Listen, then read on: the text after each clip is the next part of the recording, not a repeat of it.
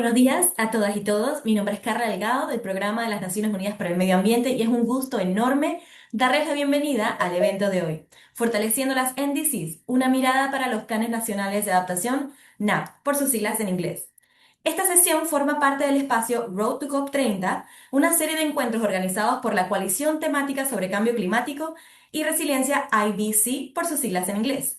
Una plataforma que reúne 21 agencias del Sistema de Naciones Unidas en América Latina y el Caribe comprometidas con impulsar una acción climática articulada, coherente y transformadora.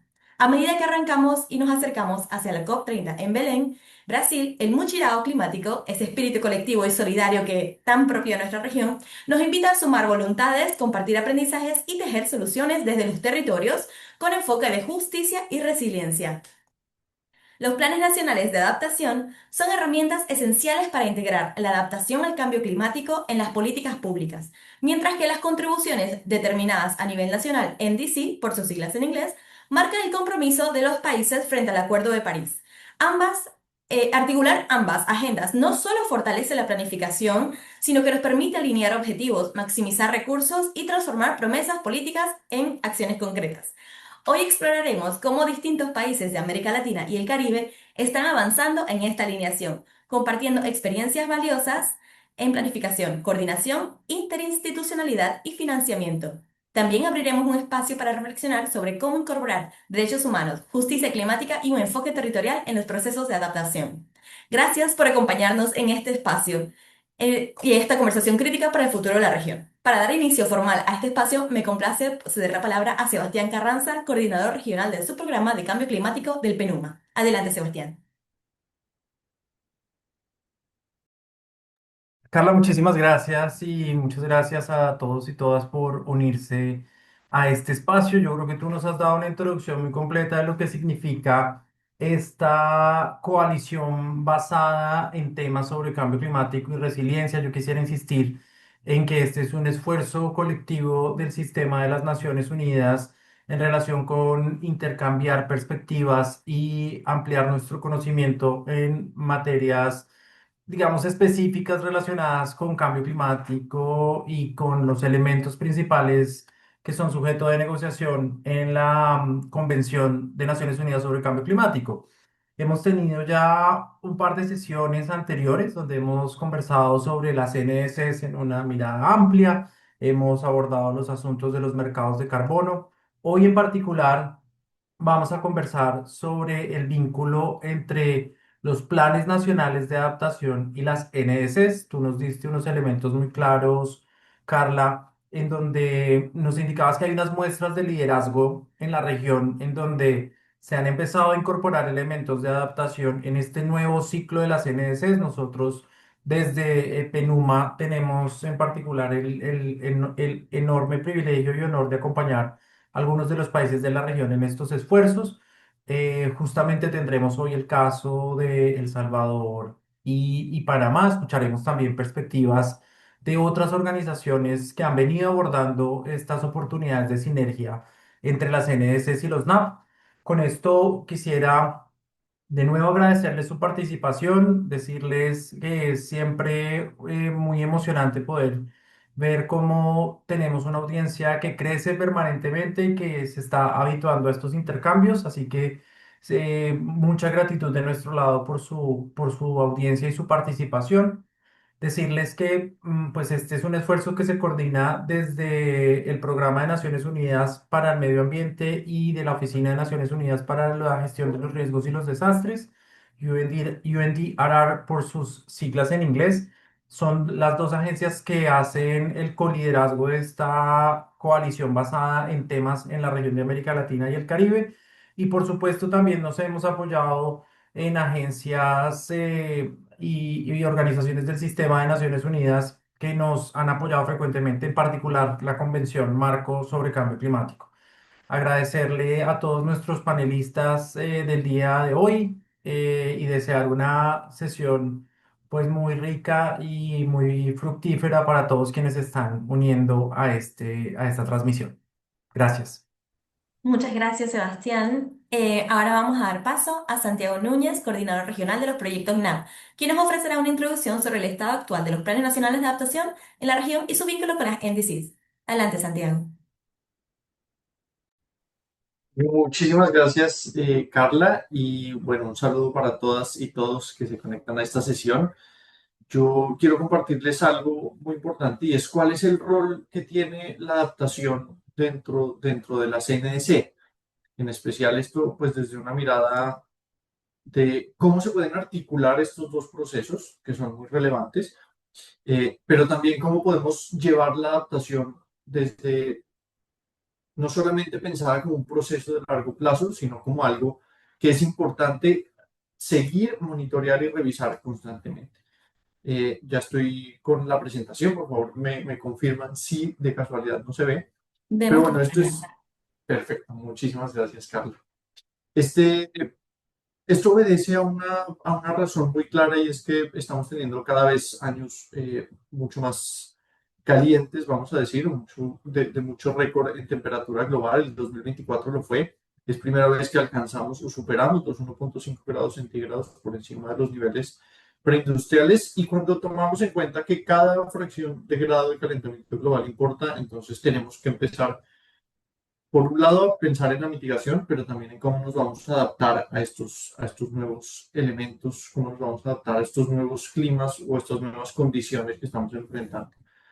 A nivel de la región, el cambio climático tiene un impacto bastante fuerte. Digamos que tenemos un gran número de desastres que enfrentamos.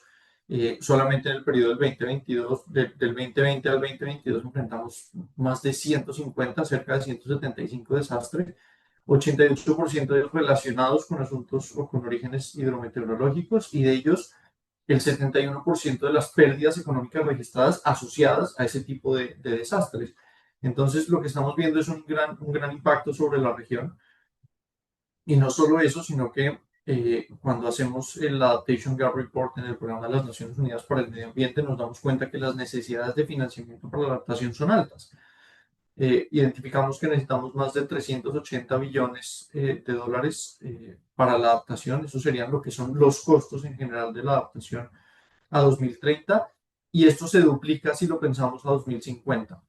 Y no solo es eso, sino que además tenemos una alta vulnerabilidad, no solo una alta exposición, sino una alta vulnerabilidad a los efectos del cambio climático. Es decir, esto se combina con nuestra vulnerabilidad socioeconómica, con nuestra alta exposición a este tipo de fenómenos, y todo eso es un cóctel que no queremos enfrentar, y que lo que queremos hacer es lo contrario, es afrontarlo de la mejor manera. Cuando pensamos en eso, entonces nos damos cuenta, y estas son cifras que nos da el Adaptation Gap Report, que lo primero es que el financiamiento es insuficiente. La brecha está siendo muy grande entre lo que necesitamos y lo que tenemos. Esas necesidades anuales estimadas están entre 215 y 387 mil millones de dólares, o 387 billones de dólares. Aparte del financiamiento, los proyectos no están siendo del todo satisfactorios, es decir, que el 50% de los proyectos de adaptación no logran resultados satisfactorios o son insostenibles sin el apoyo continuo de esos fondos. Una vez se acaban los fondos para ese tipo de proyectos, se reduce muchísimo la cantidad de personal y la cantidad de capacidades dedicadas para esos temas. Tenemos, aparte de eso, un desajuste en los objetivos de adaptación, dado que un 68% de los países alinea parcialmente sus planes nacionales de adaptación con las contribuciones nacionales determinadas. Y aparte de eso, tenemos una gran brecha en el monitoreo y aprendizaje. Es decir, hay una falta de atención a ese tema del monitoreo y la evaluación en la mayoría de los, digamos, de la valoración que se hace y de la precisión o de la efectividad de esas acciones adaptativas.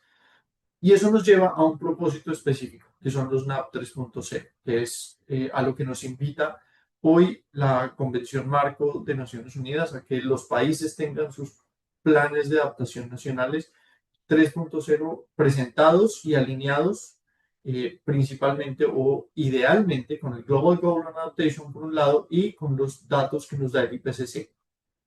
Cuando nosotros alineamos esto y decimos vamos hacia una meta global de adaptación, y aparte de eso estamos considerando los escenarios que nos plantea el IPCC y las características que nos plantea el IPCC, pues lo que tenemos es una fase enfocada en la implementación a escala y en el financiamiento sostenible, con una etapa ideal en donde en 2025 los países están presentando sus NAP y en 2030 le están haciendo seguimiento al progreso de esos planes nacionales de adaptación.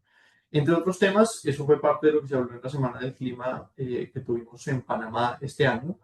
Y entre esas novedades es que el ciclo de la adaptación ahora está ampliado, son 6 elementos, incluye temas sectoriales, incluye temas desde la preparación, gobernanza y demás, hasta uno que es muy importante, que se incluye el monitoreo y el reporte, que era algo que antes no se incluía digamos, en las características ideales de este tipo de planes de adaptación que deberían presentar los países.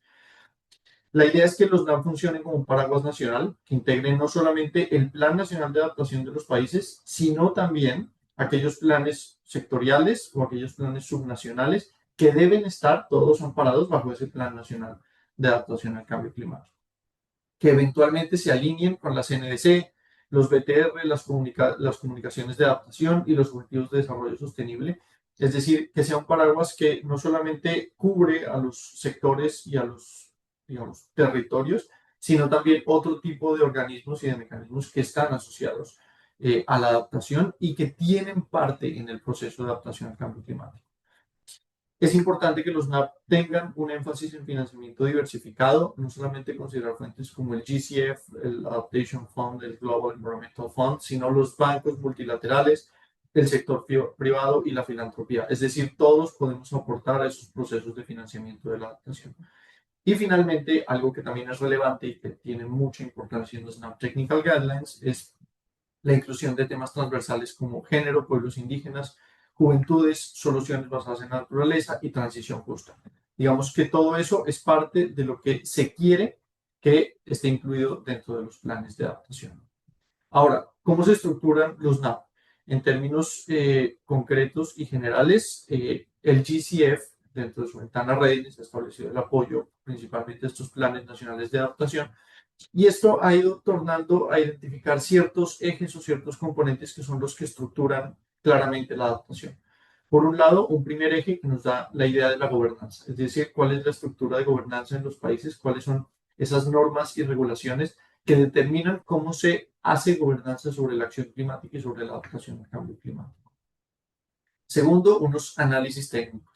Es decir, que todos los procesos NAP deben llevar a una identificación de escenarios de cambio climático, escenarios socioeconómicos, análisis de riesgo y vulnerabilidad y medidas de adaptación al cambio climático. En la medida que tengamos esos 4 elementos, vamos a tener la base técnica y científica para tomar decisiones con respecto a la adaptación al cambio climático. Un tercer eje que es el relacionamiento o identificar sectores asociados a la adaptación al cambio climático. Ahí tenemos al sector privado, al sector agricultura, comercio, recursos hídricos, turismo, industria. Digamos que hay muchos asociados. Importantísimo aquí también el sector financiero. El sector financiero es ese catalizador de la adaptación al cambio climático en los países. Y ese tercer eje nos permite identificar eso. ¿Cuáles son las relaciones que tienen los ministerios de ambiente con otros sectores para fortalecer los procesos de adaptación al cambio climático? Y finalmente, un componente asociado a las notas concepto. Es decir, esas notas que nos van a permitir identificar proyectos a largo plazo, proyectos futuros en términos de adaptación, pero no solo eso, sino que aquí están eh, contenidas los mecanismos de financiamiento y las estrategias financieras alrededor de la adaptación. La idea es que todo esto tenga una estructura lógica y que esa estructura lógica eventualmente se coordine con la NDC principalmente, que es por eso, digamos, el interés de este webinar y de este escenario donde vamos a hablar un poco de eso, de los NAP y las NDC, cómo se alinean y por qué es importante tener estos procesos articulados. En algunas de las lecciones aprendidas que tenemos de todos estos procesos y desde UNEP, también desde los procesos que acompañamos y coordinamos, tenemos que los países con mandatos legales, con uso de datos existentes y con marcos de inversión avanzan mucho más rápido en sus procesos de adaptación. Es decir, cuando uno tiene la regulación, uno tiene el conocimiento y uno tiene los recursos para hacerlo, o al menos el esquema de recursos para hacerlo, tiene una oportunidad de avanzar mucho más rápido en términos de adaptación. ¿Y cuáles son esas recomendaciones estratégicas que tenemos? Pues lo primero, presentar los NAP antes del 2025, eso es lo ideal y eso es lo que estamos esperando que suceda. y que eventualmente podamos avanzar hacia los objetivos del Global Goal Adaptation para el año 2030. Es decir, presentar en este momento los NAP como países y que en 2030 podamos hacer un seguimiento. Establecer estrategias de financiamiento a largo plazo, porque la adaptación también es de largo plazo. Fortalecer los sistemas de monitoreo y evaluación con indicadores alineados a esos marcos de resiliencia de la COP28 e integrar los NAP en la planificación del desarrollo, en la gestión de riesgo de desastres y en los elementos de biodiversidad. Es decir, todo alineado como un esquema y eso es lo que esperamos que podamos ver en los casos que traemos hoy y que nos traen hoy los países. Y cambiar un poco el discurso, dejar de hablar tanto de la vulnerabilidad que tenemos como pasar al valor de fortalecer la adaptación. Es decir, esto nos permite ir hacia el ahorro de costos, hacia la resiliencia económica, hacia la protección de los servicios ecosistémicos y cómo esto tiene beneficios, cuáles son las oportunidades detrás de la adaptación y no solamente cuáles son los riesgos detrás de la mala adaptación o de la no adaptación. Y un elemento que es muy importante, el sector privado. Cómo involucramos a las compañías del sector privado, a las compañías del sector real y del sector financiero con incentivos, con métricas de productividad, con ideas de continuidad de negocio. Y cómo alrededor de eso tenemos que usar un lenguaje empresarial donde podamos incluirlos e involucrarlos a través de la rentabilidad, la eficiencia, la capacidad de ahorro que tienen las empresas. Y dentro de eso hay unas lecciones aprendidas que hemos tenido en Latinoamérica. Lo primero es que la acción climática sucede en los territorios. En la medida que sucede en los territorios, tenemos que pensar la adaptación desde los territorios, para los territorios y con respecto a los contextos de los territorios. Es diferente unas medidas de adaptación, análisis de riesgo y vulnerabilidad en una zona costera que en una zona montañosa, que en una zona desértica. Y en la medida que estas condiciones cambien, pues la idea es que tengamos una adaptación enfocada en los contextos de cada lugar. Así, la participación mejora tras la aceptación de los indicadores. Es decir, en la medida que construimos los indicadores sobre la adaptación de manera conjunta con las comunidades, con los pueblos, con los territorios, pues vamos a tener una robustez en lo que estamos logrando y en los objetivos que estamos persiguiendo. Segundo, menos es más. Es mejor tener pocos indicadores bien construidos que muchos indicadores que no se pueden alimentar porque no tienen datos. De ahí la importancia que hablamos al principio del monitoreo, evaluación y reporte y de cómo esto se alinea con la CNS, porque en la CNS los países tienen sus metas. ¿Cómo llevamos la adaptación a esas metas? Principalmente a través de acciones y a través de indicadores que podemos seguir y que podemos medir. Y evidentemente unas necesidades de articular los presupuestos con la planificación. Es decir, no podemos planificar sin pensar en los recursos que necesitamos para lograr la adaptación y tampoco podemos hacerlo al contrario. No podemos tener un montón de recursos para la adaptación sin planificar la adaptación. En la medida que llevemos estos dos procesos de manera paralela, vamos a tener seguramente una mayor capacidad de triunfar en nuestra búsqueda de la adaptación al cambio climático. Y finalmente, unas recomendaciones y oportunidades que es usar plataformas regionales como el CIVIC, GSP, UNEP, estas plataformas como la Issue Based Coalition que nos permiten conocer otros casos, que nos permiten tomar referencias, que nos permiten hacer una especie de cooperación sur-sur que nos ayuda a entender qué está pasando en otros lugares, cómo podemos aprovechar esta información. Lo segundo es promover datos abiertos y tecnologías accesibles. Muchas veces pensamos que los datos son para juzgar y los datos no son para juzgar, simplemente son para informarnos. En la medida que no midamos algo, no tenemos posibilidad de mejorar. Lo que no se mide no es susceptible de mejora. En ese sentido, lo que necesitamos es medir, tener indicadores para poder tomar decisiones. Es importante también incluir actores no estatales en el diseño de este tipo de indicadores, de este tipo de metas y medidas, y sobre todo articular la CNDC con el Global Government Adaptation. Es así que el proceso importa tanto como el resultado, es decir, diseñar indicadores con actores locales fortalece su uso y sostenibilidad. Y ya para terminar, quisiera decirles que medir no es solo reportar, es también transformar. Así que los indicadores deben guiar nuestras decisiones para construir resiliencia climática con equidad, urgencia y claridad. Y eso es, sin lugar a dudas, a lo que le apuntamos y lo que queremos que suceda con este proceso de indicadores, de adaptación y sobre todo de la adaptación asociada y alineada con la CNS y con otros procesos. Muchísimas gracias. Con esto seguimos en nuestra agenda. Simplemente me gustaría que me confirmen, por favor, si tenemos ya a nuestros ponentes. para poder presentarlos y continuar con nuestra agenda.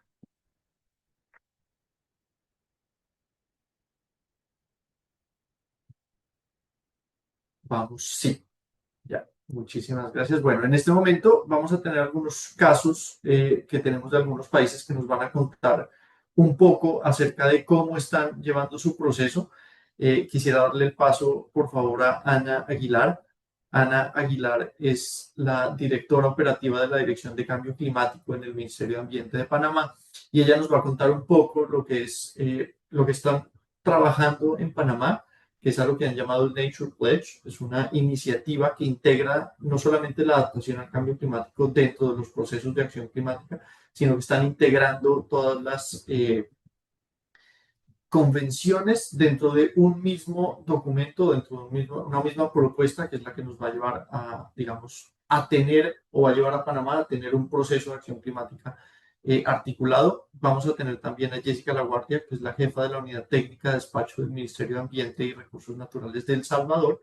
Ella nos va a contar un poco cómo ha sido ese proceso de articulación de la CNDC en un proceso interagencial que están realizando, que es muy interesante.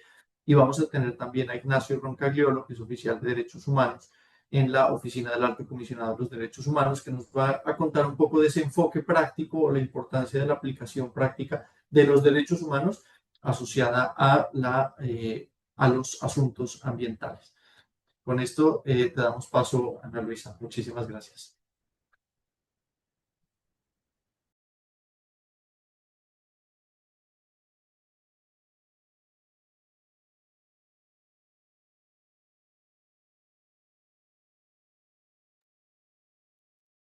Ana Luisa, vemos tu presentación, pero no te escuchamos. ¿No me escuchan? ¿Ahora sí me escuchan? Ahora sí te escuchamos, ahora sí. Muchísimas gracias. Ok. Bienvenida. Bueno, sí, como mencionó, yo voy a comentarles un poco de este ejercicio que estamos realizando y va a ser el vehículo donde vamos a presentar nuestra NDC 3.0. ¿Cómo, cómo nace toda esta idea? Nosotros desde el Ministerio de Ambiente reportamos a las tres convenciones ambientales que salieron de Río: la de cambio climático, la de biodiversidad y la de degradación de suelos. Y como saben, estas tres convenciones fueron separadas en 1992, y que se llaman las convenciones de Río. No voy a andar mucho en esto, pero solamente para darles un poco el background al respecto.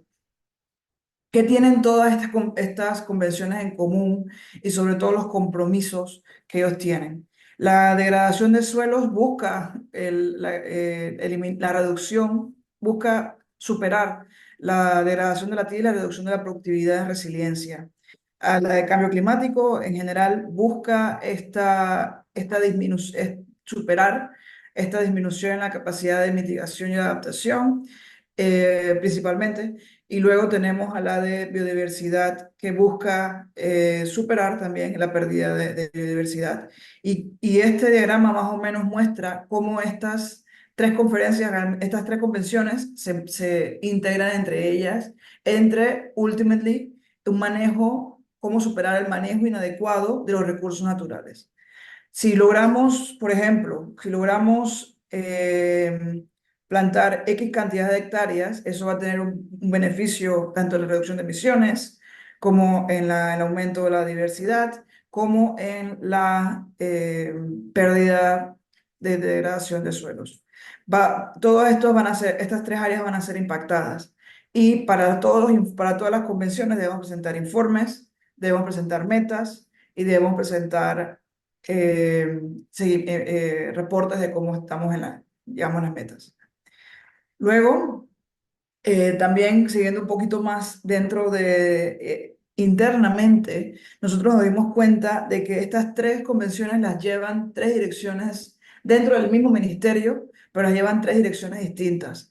Esto llevó o hasta el momento muestra que hay una duplicación de esfuerzos entre nosotros, porque cada vez que una tiene que desarrollar una meta, hay que hacer toda la evaluación necesaria y demás, y muchas veces los datos son los mismos.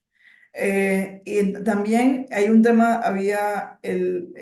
uno de los hallazgos fue que dentro de biodiversidad o de degradación de suelos, usualmente se iban al máximo de la cantidad de las metas, sin realmente considerar si estaba afectando a otra meta, por ejemplo, al cambio climático, cuando hablamos de adicionalidad en el caso de ir a mercados. Y así también terminamos reportando metas distintas, pero que tienen al final eh, es la misma tierra. O sea, si entre ellas, Panamá tiene 70 kilómetros, 70 y tantos kilómetros cuadrados. En esta misma tierra teníamos metas y metas y metas que realmente cuando se unificaban no eran posibles, no había suficiente cantidad de tierra para poder considerar todas las metas que se habían planteado en las diferentes convenciones.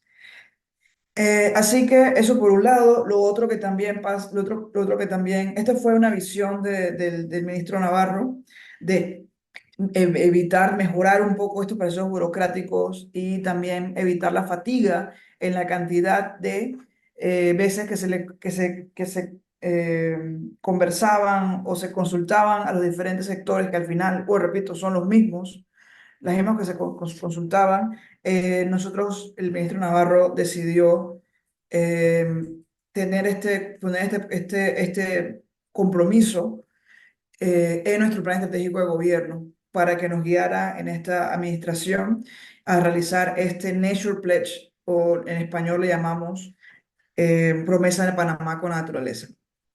Pero ¿qué es entonces? Ya con todo esto, un poco de qué realmente es este compromiso, esta promesa con la naturaleza. Básicamente es buscar sinergias y busca también establecer los compromisos de entre clima, biodiversidad y desertificación. Eso es inicialmente como se concibió, pero hoy en día, para el que vamos a presentar, también estamos incluyendo compromisos en tema de océanos y también compromisos en tema de plástico. Aunque no tengamos aún que presentar estos, eh, o no sean parte de la Convención Originaria de Río, vamos a también presentar compromisos en estas otras dos convenciones o movimientos en este momento, si hablamos de plástico. Y sí, estos son los beneficios que básicamente son lo contrario a los hallazgos, como las sinergias, más alineación también en las inversiones que vamos a hacer, eh, y cómo podemos realmente construir metas que son realmente achievable, alcanzables para esto. Entonces, parte de lo que teníamos antes de llegar a esto era que, como mencioné, la, la NDT tenía 5 metas, que básicamente son todas las metas. La ENVISAP también había apuntado a todas las metas. Y en cambio climático teníamos 64 metas entre mitigación y adaptación. Eso es prácticamente insostenible también reportar en tanto eh, como mencionaba anteriormente. Así que esta Nature Pledge tiene una declaración que va a contener, entonces el Nature Pledge, me salté un poco, disculpen. Sí, el Nature Pledge va a contener una declaración de país, que básicamente es esta, esta declaración política que va a ser firmada por el gabinete, que menciona como le da el contexto a todo a este compromiso que vamos a poner. Va a tener los compromisos actualizados de todas las metas y va a tener una meta integrada que básicamente responde a las tres convenciones. ¿Cómo hicimos este proceso? Es un proceso que comenzó primero, cómo se podía ver. La instrucción que nos había dado el ministro Navarro era esta consolidación, pero el cómo desarrollarlo fue mucho un trabajo técnico y mucho trabajo técnico de los compañeros, discusiones internas, discusiones con otros miembros, y comenzamos más o menos en octubre del año pasado con conceptualizar la idea. Luego ya lo teníamos, comenzamos a realizar mesas técnicas, comenzamos a tener asociación con los actores y bueno, ahorita mismo estamos a punto de iniciar el proceso de consulta pública para este periodo, para esto y nuestra intención es presentarlo en UNGA, este documento, el Nature Pledge, para que sea también presentarlo en UNGA, pero a las tres convenciones, para que pueda ser considerado el NBSAP, la NDC y la NDT. Fuentes de información, y como les mencioné, también teníamos este tema de que tenemos mucha información dispersa en todos lados. Tenemos el atlas de riesgo, teníamos los mapas de degradación de tierras, teníamos los de cobertura forestal, inclusive esos mapatones. Pero cada uno de esos no tenía estas capas integradas para poder tomar estos esfuerzos. Cada dirección hace sus propios sistemas de información para poder lograr desarrollar su meta. Pero lo que nosotros logramos aquí es integrar los procesos. Vamos a tener un sistema MRV consolidado. Podemos también crear escenarios consolidados y, más importante, evitar doble contabilidad. ¿Cómo se vería este Nature Pledge, la conceptualización? Como dije, va a incluir una declaración política que va a empezar por hablar de que va a darle un motivo al documento. Realmente, si lo pensamos así, la declaración política con estos enfoques es el Nature Pledge, es la promesa de Panamá con la naturaleza.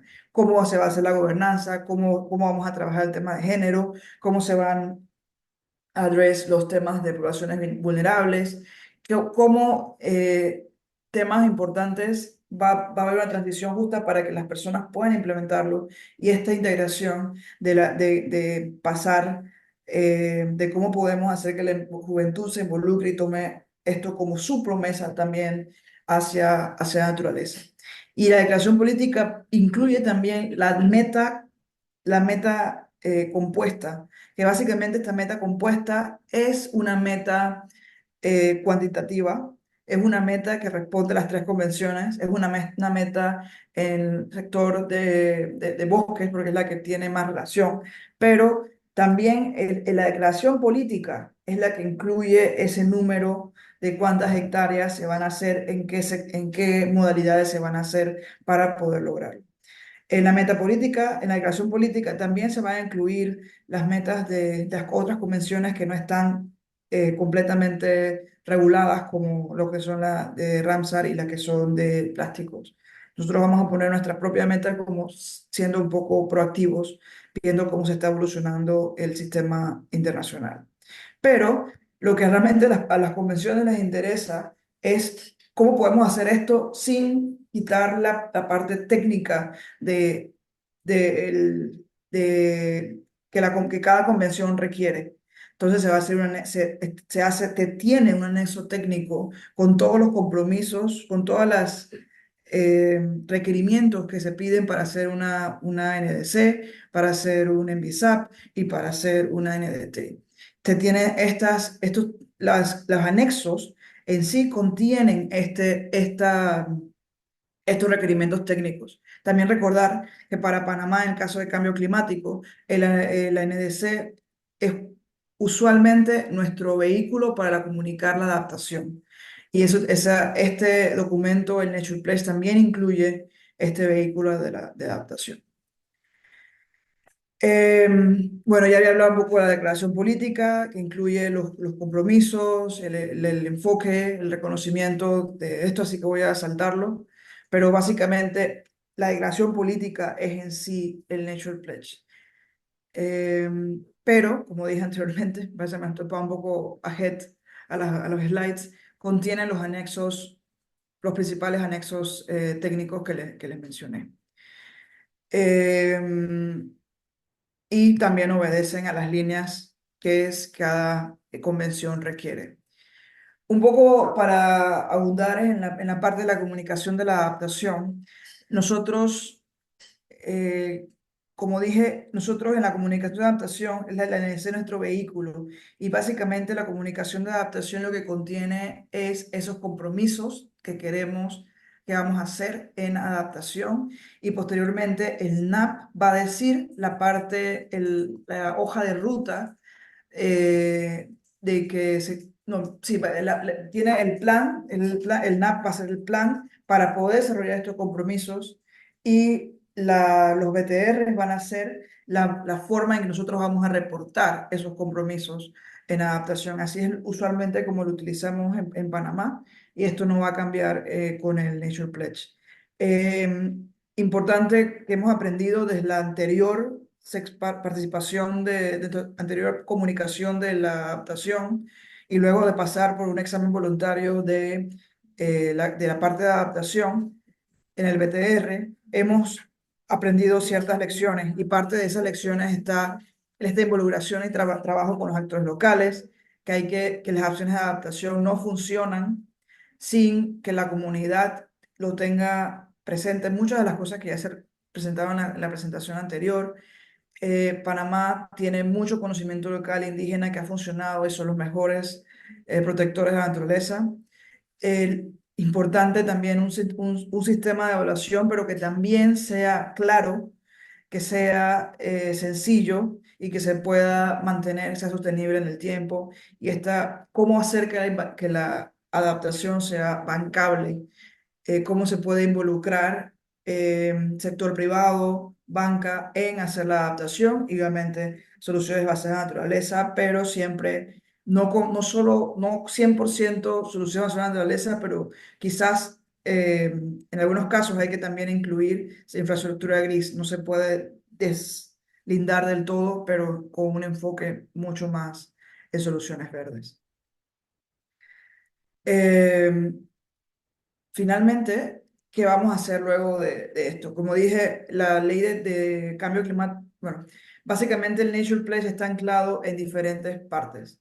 El Nature Pledge estamos ahorita mismo, ya terminamos el periodo de consulta de la ley de cambio climático y transición verde, pero el Nature Pledge, la promesa de Panamá con la naturaleza, tiene su capítulo allí, es para anclarlo y mantenerlo en el futuro. Nosotros dentro de la ley de cambio climático vamos a también tener la estrategia de cambio climático y transición verde. En esta estrategia va a ser el vehículo para presentar nuestro NAP, pero también va a tener la estrategia para presentar la estrategia o los planes para trabajar en los para las diferentes convenciones que también se piden. Esto va a ser para el próximo año. Y el Nature Pledge es el compromiso, como dije, y vamos a llevarlo a consulta pública este mes. El Consejo de Gabinete justo antes de UNGA el plan es presentarlo en UNGA. Y para eso estamos también requiriendo todo el apoyo y la eh, difusión de información sobre esto. Vamos a comenzar el periodo de consulta pública, va a incluir, no va a incluir la declaración política, pero va a incluir los anexos técnicos y va a incluir una introducción que se va a hacer para explicar qué es todo esto y las personas puedan comentar. En el pasado, este va a ser nuestro tercer ejercicio de este mismo año para hacer consulta pública. También hemos aprendido bastante de eso y en la última alcanzamos más de 900 personas en talleres. Así que esperamos hacer algo parecido para esto. Bueno, muchísimas gracias. No sé si me extendí en tiempo, potencialmente sí, no sé. Y bueno, abierta a preguntas. Gracias. Ana Luisa, muchísimas gracias por contarnos lo que están haciendo en Panamá. La verdad es que es muy importante. Y bueno, es un claro ejemplo de cómo se pueden articular no solamente las convenciones, sino los logros, las metas, lo que están planteando. Que bueno, muchísimas gracias por la experiencia de Panamá. Con esto le damos paso a Jessica Laguardia. Jessica Laguardia es la jefa de la unidad técnica de despacho del Ministerio de Ambiente y Recursos Naturales en El Salvador, que nos va a contar un poco del proceso interagencial que están llevando a cabo para lograr su NDC 3.0. Muchas gracias, Santiago. Ahorita voy a compartir la pantalla. A ver,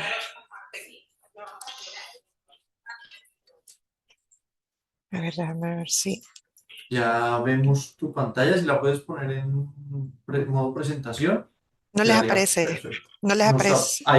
Ahí ya nos aparece. Muchísimas gracias y Ok, adelante, sí, Liz. listo. Ok, déjame ver. Bueno, muchas gracias. Pues para nosotros de parte de El Salvador es un privilegio presentar la experiencia de país en este proceso de articulación estratégica climática del NAP y nuestra NDC, ¿verdad? Como ustedes sabrán, pues estos dos instrumentos son pues instrumentos políticos de gestión pública para la acción climática, ¿verdad? Y estamos justamente este año haciendo todo este proceso de NDC de actualización, de actualizar nuestras medidas, nuestros compromisos, tanto en temas de mitigación, pero también de adaptación, ¿verdad? A nivel general, pues esto es lo que estamos preveyendo que sea el contenido de nuestras dos políticas, ¿verdad? Tanto la NDC como el NAP. En el caso de la NDC vemos que son compromisos o apuestas de país para el tema de mitigación y adaptación, pero también ya viene dado de alguna forma, ¿verdad? Los contenidos que esta NDC debe de brindar. Entonces, en términos de contenido, tenemos lo que son las metas y medidas de mitigación con sus co-beneficios, ¿verdad? También las metas y medidas de adaptación, que aquí es donde vamos a también a tratar de hacer integración enfática con nuestro NAP, el tema de los medios de implementación, los niveles de proyección de emisiones de GEI, los procesos de elaboración e implementación, las PAMs, ¿verdad? Políticas, acciones y medidas, y el tema del MRV, ¿verdad? Pero también en paralelo el país ha estado, bueno, tuvo su aprobación del NAP, del proyecto para elaborar el Plan Nacional de Adaptación, que ahorita está en proceso de implementación y se nos juntaron, ¿verdad? Estos dos procesos. ¿Verdad? Entonces, en el caso del NAP, lo que nosotros prevemos es una planificación de medio y largo plazo para el tema a nivel nacional y local, pero también sectorial. Y este otro documento incluye otros contenidos. Si bien, por ejemplo, tiene un poco más la parte técnica y científica en el tema de adaptación, ¿verdad? Vamos a tratar de tener o realizar los análisis de riesgos climáticos acerca del peligro, la exposición, la vulnerabilidad. También vamos a desarrollar los escenarios socioeconómicos, los escenarios de cambio climático, las medidas de adaptación, la programación de implementación de estas medidas de adaptación y todo el tema del monitoreo, evaluación y aprendizaje, ¿verdad? Pero, sin embargo, vemos que ambos instrumentos, si bien tienen contenidos diferentes, sí hay una sinergia, especialmente en el tema de adaptación. Y lo que estamos buscando es que nuestra GNDC pueda plantear de una forma estratégica qué queremos como país en términos de adaptación, cuáles son esas apuestas a nivel general estratégico y también con una mirada nacional de cara a todos los compromisos internacionales. Y en nuestro NAP lo que buscamos es aterrizar cómo esto que planteamos en una NS se van a implementar ya a nivel local y sectorial, ya un poco más detallado y con todo un instrumental y base científica detrás de estas medidas. Entonces vemos que las NDC nos vamos a definir el qué queremos lograr en adaptación y el NAP buscamos ver que nos diga cómo lo vamos a implementar ya a nivel, ya aterrizado a nivel local. A nivel general, ¿verdad? Presentar un poco lo que tenemos, perdón, lo que tenemos y estamos trabajando este año para el tema de la NDS 3.0, ¿verdad? El flujo de trabajo para poder un poco entender cuál es el proceso que El Salvador está llevando. Como ustedes verán, todo el tema de la ANS 3.0 en El Salvador, no logramos conseguir una agencia o un fondo que pudiera cubrir todos los capítulos que la ANDC requiere, ¿verdad? Sino que tuvimos diferentes agencias para diferentes capítulos, ¿verdad? Entonces tenemos que el PNUD empieza con el primer producto, ¿verdad? Para evaluar el proceso y formulación tipo diagnóstico del anterior NDC que brinda insumos para la definición de medidas de adaptación y mitigación. Entonces, en el caso de mitigación, esto está siendo cubierto con GIZ y en el caso de adaptación tenemos varios actores que nos están apoyando. Por una parte, el NAP Global Network, ¿verdad? Nos apoyó con definir una metodología para definir medidas de adaptación, ¿verdad? Todo un proceso metodológico. En el caso del BID, nos están apoyando para contratar a la firma que nos va a ayudar a definir estas medidas, ¿verdad? Retomando la metodología propuesta por el NAP Global Network. Y también tenemos el apoyo del PENUMA, ¿verdad? De UNO Medio Ambiente, que nos apoya con una persona, un especialista en adaptación que nos ayude a asegurar las sinergias entre este proceso NDC y el proceso del NAP, ¿verdad? Queremos garantizar que estos dos instrumentos no estén aislados, que no sean silos, sino que puedan estar integrados y puedan ser sinérgicos, ¿verdad? Que hay una correspondencia y una coherencia de la política pública en los términos de adaptación en el país. Y bueno, también tenemos otros apoyos, ¿verdad? Que es todo el proceso de indicadores, todo el marco reforzado de transparencia aplicado a la ANS, que con el cual contamos el apoyo del ICAT y el PNUD que nos va a apoyar con los medios de implementación, la consolidación de todo el documento y pues posteriormente elaborar lo que son planes de implementación y una estructura de financiamiento para poder atraer inversiones, ¿verdad? Costear, conocer cuánto es lo que necesitamos a nivel financiero de todas estas medidas y poder facilitar un poco la movilización de recursos hacia la NDC y bueno, también hacia el NAP a futuro, ¿verdad? Cuando se haga el NAP, que también tiene su componente de financiamiento. Pero aquí ustedes podrán ver y tal vez resaltar lo que ha sido la diversidad de agencias, ¿verdad? Y para ello, pues en el caso de El Salvador hemos establecido un comité interagencial, ¿verdad? Para poder coordinar todo este proceso. Actualmente, pues ya llevamos algún avance en el tema de mitigación, también del tema de diagnóstico y ahorita este mes de agosto, pues estamos enfocados también en el tema de adaptación. ¿Verdad? Pero sí es un tema de coordinar agencias, consultores, sectores e instituciones para poder desarrollar todo este proceso de NDC.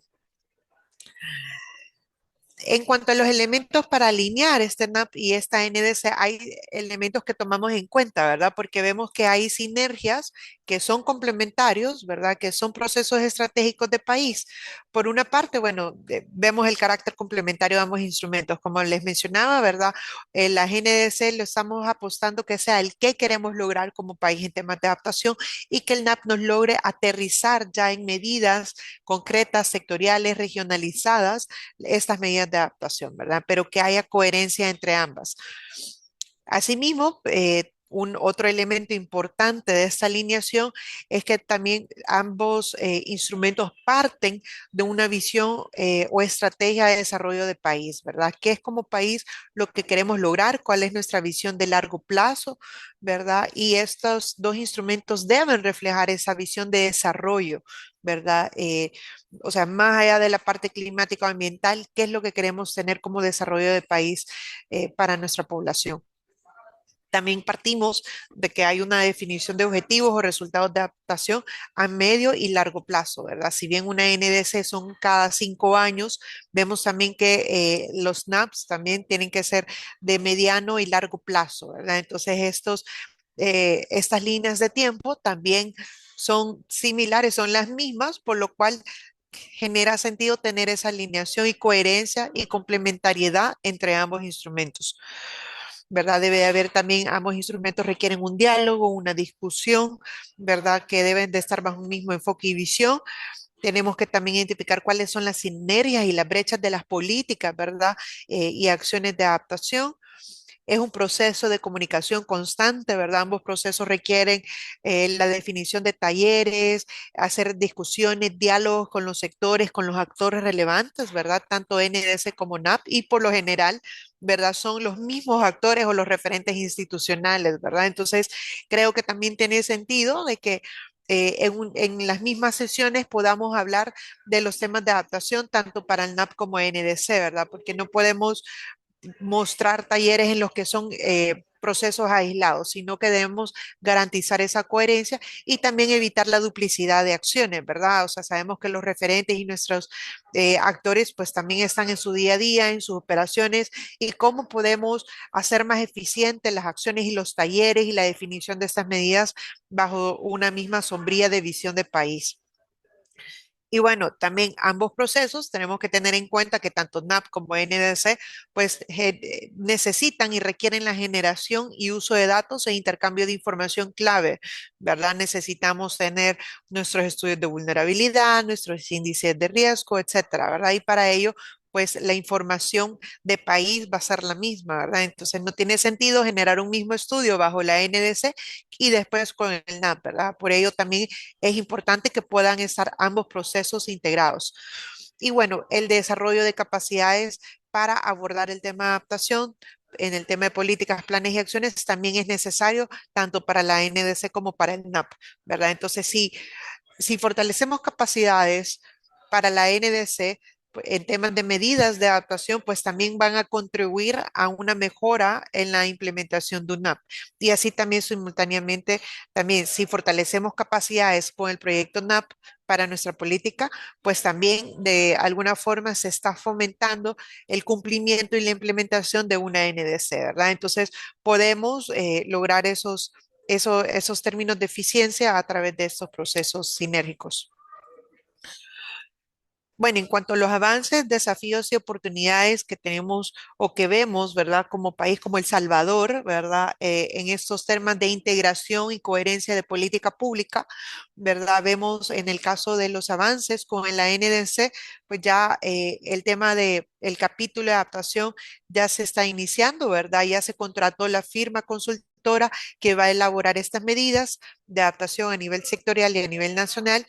Y esta firma consultora también va a elaborar los escenarios de capacidad adaptativa, va a diseñar un índice de resiliencia climática y va a estimar los co-beneficios de mitigación que estas medidas de adaptación tengan, ¿verdad?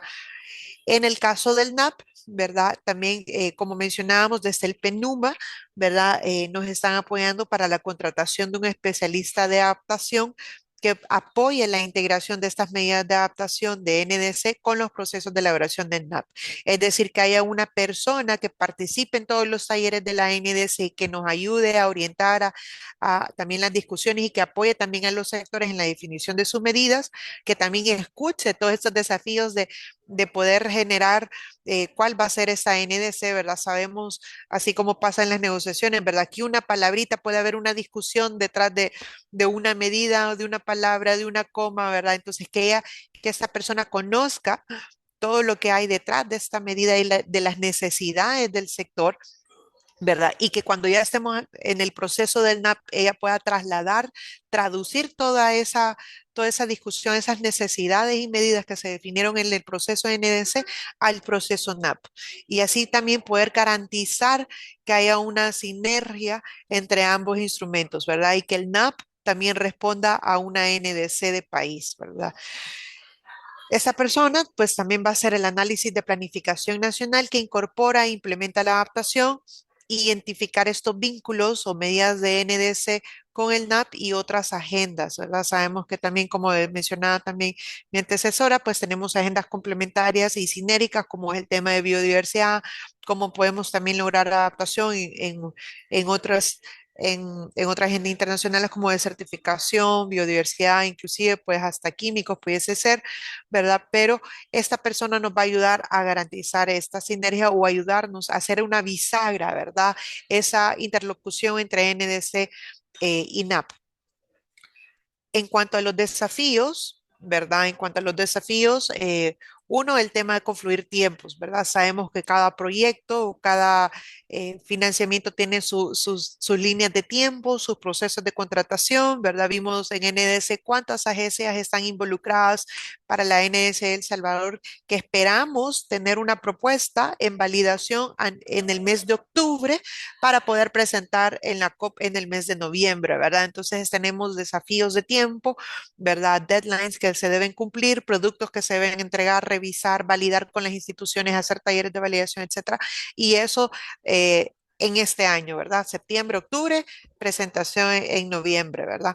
Y mientras que en el NAP tenemos un poquito de una línea de tiempo un poco mayor, ¿verdad? Es un proyecto de aproximadamente 3 años, ¿verdad? Y estamos ahorita también en el proceso de contratación de estos estudios más técnicos, científicos, los escenarios socioeconómicos, entre otros, ¿verdad? Entonces, ¿cómo hacemos que estos procesos estén integrados y puedan tener los mismos tiempos, ¿verdad? Ese también es un desafío. ¿Verdad? Y bueno, definir medidas estratégicas que puedan ser aterrizadas a nivel local o sectorial, ¿verdad? Medidas implementables que sean realistas y que sean estratégicas, ¿verdad? Porque muchas veces nuestros sectores necesitan también esa asesoría o esa orientación técnica de qué tipo de acción o qué tipo de medida realmente puede ser efectiva y que realmente sea de adaptación, ¿verdad? Que no vaya a contribuir una mala adaptación, ¿verdad? Pero que también puedan ser aterrizadas a las circunstancias, capacidades y necesidades de nivel local y sectorial. Otro desafío también, ¿verdad? Es poder disponer de la mejor información posible en tiempo, ¿verdad? Lo que mencionábamos, ¿verdad? Sobre poder contar con toda esta información, estudios e información en los tiempos requeridos, ¿verdad? Sabemos que lo que se haga de información técnica con la NDC va a ser retomada con el proyecto NAP, ¿verdad? Que esperamos que prontamente se pueda hacer, contar con ese apoyo de contratación. Y entonces vamos a retomar esta información técnica que se elabore con la NDC, índice de resiliencia climática, escenarios de capacidad adaptativa, estos co-beneficios con la mitigación, toda esta información que lo pueden retomar el NAP para poder también robustecer, ¿verdad? Y ser más integral las medidas que se aterricen con el NAP, ¿verdad? La incorporación de medidas NS en la planificación institucional que facilite desarrollar el NAP también es un desafío, ¿verdad? ¿Cómo podemos hacer que las instituciones incorporen, integren en su planificación, en sus POAs institucionales, todas estas medidas de NDC que puedan facilitar y resultar también en la implementación de las medidas que se aterricen con el NAP, también es un desafío. Otro también es establecer un seguimiento de las medidas de adaptación, incorporando resultados y avances de ambos instrumentos, ¿verdad? Cómo vamos no solo formular la política y definir qué es lo que queremos y cómo lo vamos a hacer, pero también cómo vamos a monitorearlo, cómo lo vamos a financiar, ¿verdad? Entonces también hacer esa sinergia y esa complementariedad también es un desafío, ¿verdad? En las etapas de implementación y monitoreo. ¿Verdad? Y como una lección aprendida de la NS, por ejemplo, puede ser retomada y aplicada también en el proceso de implementación del NAP, ¿verdad? En cuanto a oportunidades, ¿verdad? Vemos también que construir una NDC con más información base para el análisis y definición de metas y medidas, ¿verdad? Es decir, cómo podemos tener ese respaldo técnico. Mucho se habla de políticas basadas en evidencia, ¿verdad? Que sean políticas donde haya un sustento, ¿verdad? Un análisis, una información sobre las condiciones y necesidades del país. Y en este caso, esta es una buena oportunidad, ¿verdad?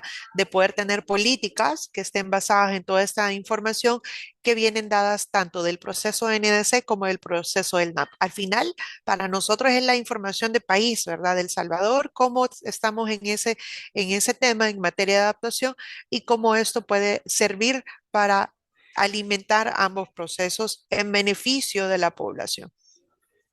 También la otra oportunidad es tener una visión coherente en doble sentido, ¿verdad? Por una parte, ¿verdad? Tener una NDC que por lo general pues es la visión nacional y de una línea de tiempo de medio plazo y un NAP que es de forma más sectorializada, más local, más aterrizada en los territorios y con una mirada de medio a largo plazo, ¿verdad? Extendiendo un poco más la línea del tiempo, ¿verdad? Y como entre estos dos instrumentos hay coherencia en ambas vías, ¿verdad?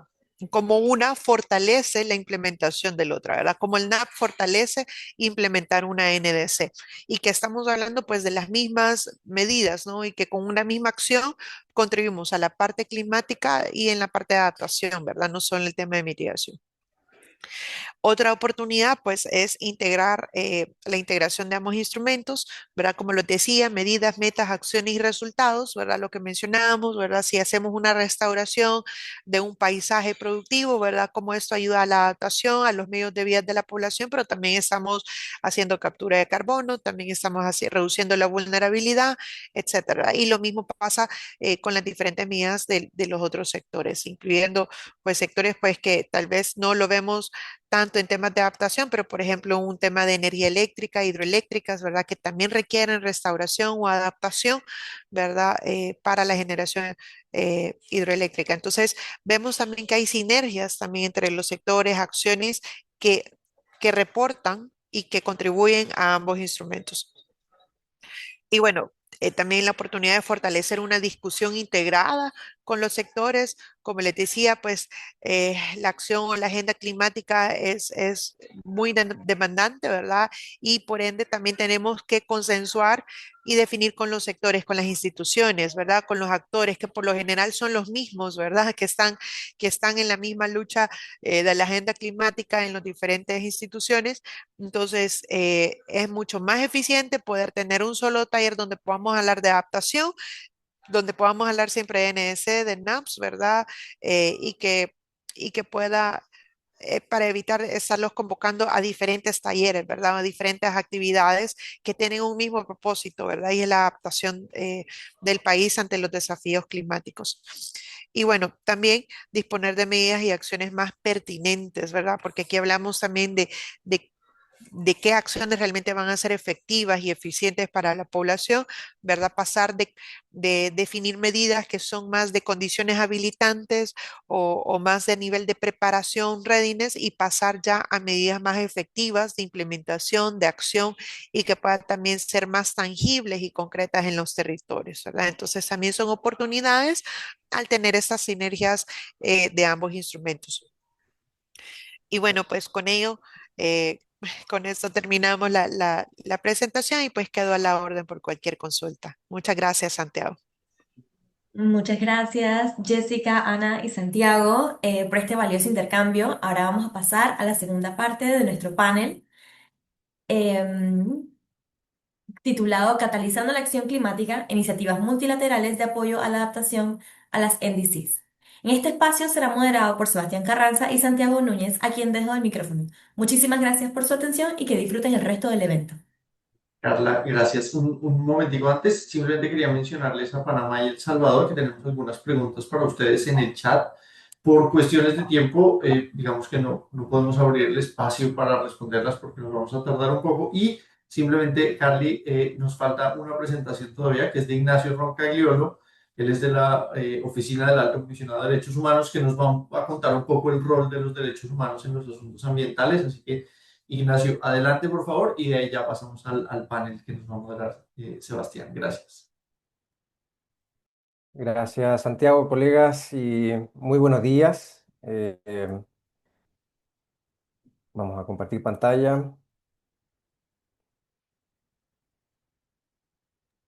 Y Perfecto. bueno, primero Escuchamos. agradecer la invitación. Desde nuestra oficina, ONU Derechos Humanos, trabajamos con gran compromiso en la agenda de derechos humanos y medio ambiente.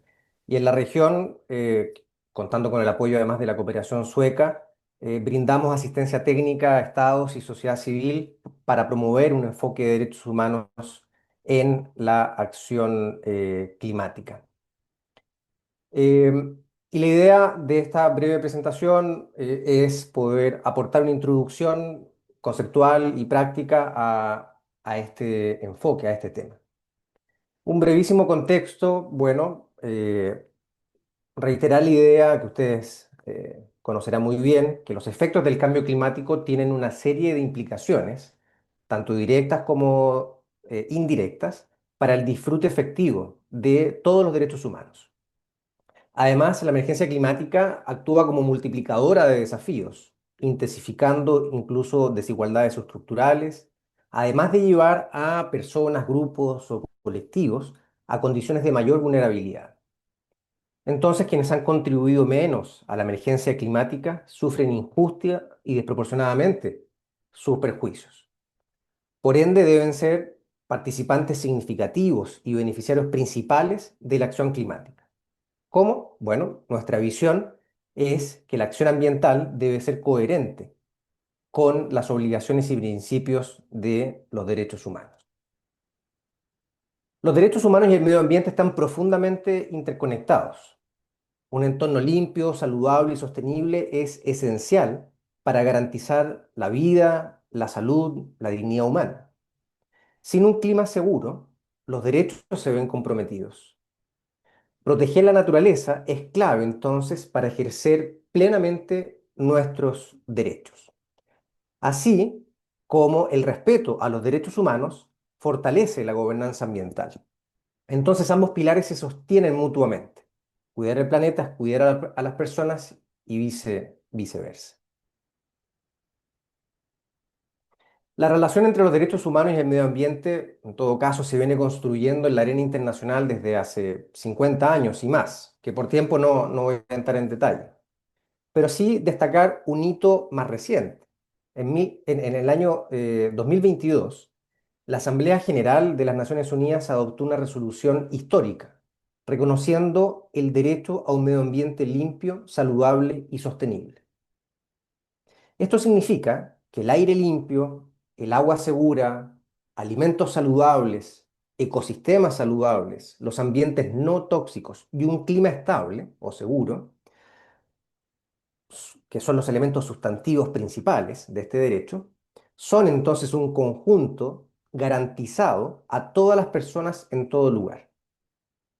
Sus elementos procesales o procedimentales, que también son derechos en sí mismos, son instrumentos claves para construir una gobernanza ambiental que sea transparente, inclusiva y responsable, siempre orientado a la realización del derecho a un medio ambiente.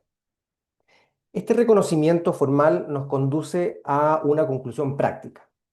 La acción climática debe ser consistente con las normas y principios de los derechos humanos. Los derechos humanos vienen, correlativamente, con obligaciones jurídicamente exigibles respecto de los estados. Y esto representa un cambio fundamental para la acción ambiental. Al incluir los derechos humanos en esta ecuación, ahora tenemos marcos jurídicos, instituciones, incluyendo tribunales, y procesos que fortalecerán las leyes y políticas ambientales, así como indicarán a las instituciones estatales que no es una mera opción, por ejemplo, reducir sus emisiones de gases de efecto invernadero o incluso, ¿por qué no?, eliminar los combustibles fósiles. Todo esto se puede conceptualizar en el enfoque basado en los derechos humanos. Este es un marco que orienta políticas, programas, acciones hacia la promoción, respeto, protección, realización efectiva de los derechos humanos. Especialmente útil en estos contextos de desarrollo, de gobernanza, de política pública.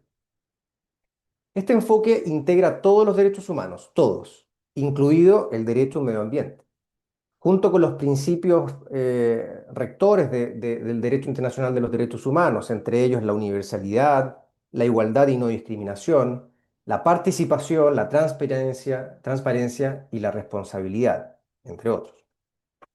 La esencia de este enfoque, entonces, es que transforma a, comillas, beneficiarios o, comillas, destinatarios de acciones, en este caso acciones ambientales, los transforma en titulares de derechos y a los gobiernos o estados en titulares de deberes, lo que implica que las acciones públicas no son, por así decir, favores, sino obligaciones. Entonces, este enfoque ancla los planes, políticas y programas en un sistema de derechos y obligaciones. Esto es importante, por ejemplo, solo por dar uno, en relación con el principio de responsabilidad que ya mencionaba. Pues es importante analizar, considerar que en estos últimos 30 años el mundo ha depositado sus esperanzas y grandes esfuerzos en el marco de acuerdos ambientales, que no incluyen propiamente, desde el punto de vista muy jurídico, mecanismos para la rendición de cuenta de los estados de esos compromisos, siendo esto uno de los talones de Aquiles de estos esfuerzos durante décadas. Este enfoque, en definitiva, es una herramienta clave que empodera a las personas en particular aquellas que sufren el impacto de las múltiples crisis ambientales, y tiende a mejorar el nivel de responsabilidad de quienes toman decisiones y realizan actividades que tienen algún tipo de impacto ambiental. Hay distintas fuentes, instrumentos que dan cuenta de la relación entre derechos humanos y cambio climático y específicamente adaptación. Eh, el Acuerdo de París, por ejemplo, reitera que las partes deberían respetar, promover y considerar sus respectivas obligaciones en materia de derechos humanos al emprender acciones climáticas. Vale decir, entre paréntesis, que, para dar un ejemplo más reciente, que la Corte Internacional de Justicia, en su última opinión consultiva, concluyó que los tratados en general sobre cambio climático establecen obligaciones vinculantes para los estados partes. Y dice la Corte, incluyendo la obligación de adoptar medidas orientadas a la adaptación al cambio climático. También el Consejo de Derechos Humanos de Naciones Unidas ha indicado claramente que, como ven en pantalla, las obligaciones y compromisos en materia de derechos humanos tienen el potencial de informar, de insumar, de aportar, fortalecer la formulación de políticas en el ámbito del cambio climático. El desafío entonces, si lo pongo en términos de desafío que se propone, es lograr la plena integración del enfoque de derechos humanos en los objetivos y metas de los planes nacionales de adaptación, de la CNDC y en general de las medidas climáticas. Y para ello, algunas ideas más prácticas, si se quiere. Primero, incorporar referencias en materia de derechos humanos en las disposiciones generales de estas políticas para garantizar una integración efectiva y ambiciosa en todas las etapas de los procesos respectivos. Esto significa la idea de establecer objetivos basados en la ciencia y en los derechos humanos que reflejen la mayor ambición posible. Las secciones que contienen objetivos, principios y otras disposiciones orientadoras representan un punto de entrada crucial para los derechos humanos. Estas disposiciones deben estar específicamente diseñadas para promover los derechos y, y muy importante, priorizándolos no solamente como un beneficio adicional si se llega a obtener, sino incluso como un enfoque principal de las políticas climáticas, de la política de adaptación. Así lo hicieron, por ejemplo, Fiji en su NAP de 2018 y México en su NDC de 2020.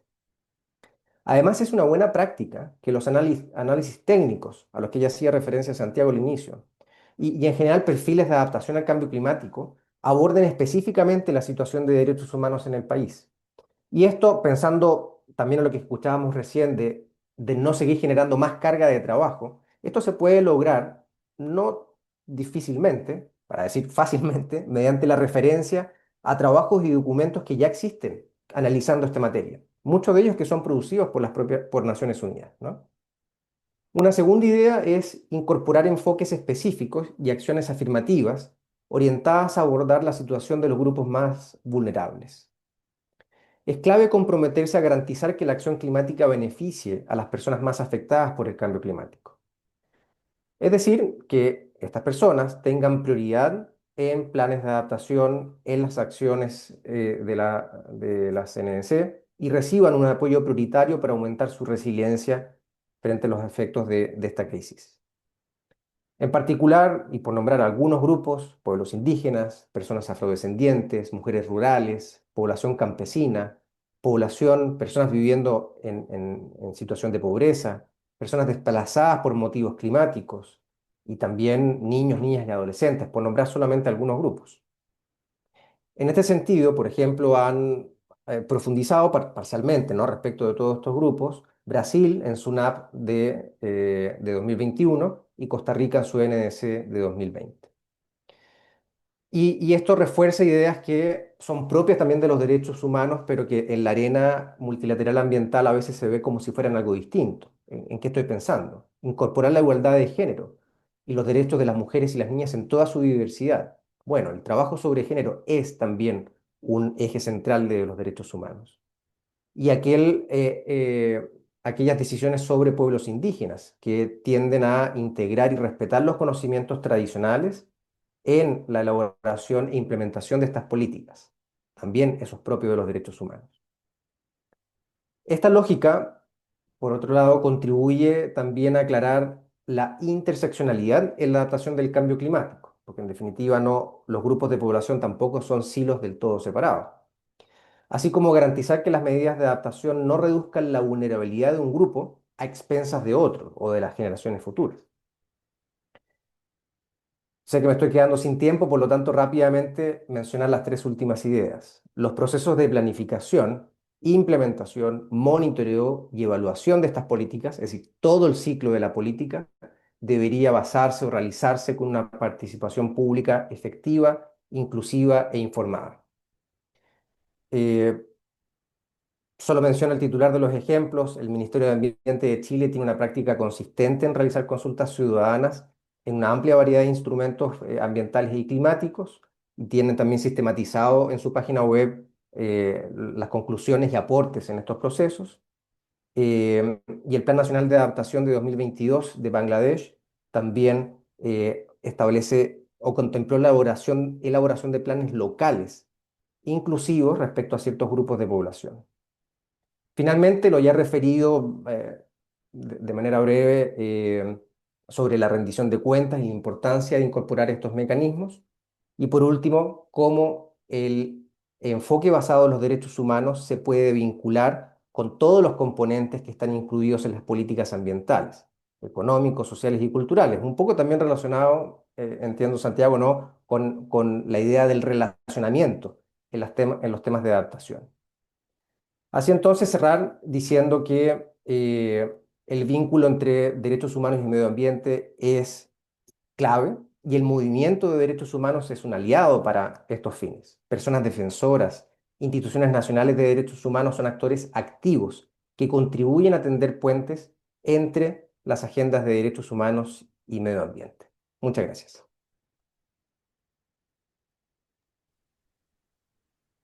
Muchas gracias, Ignacio.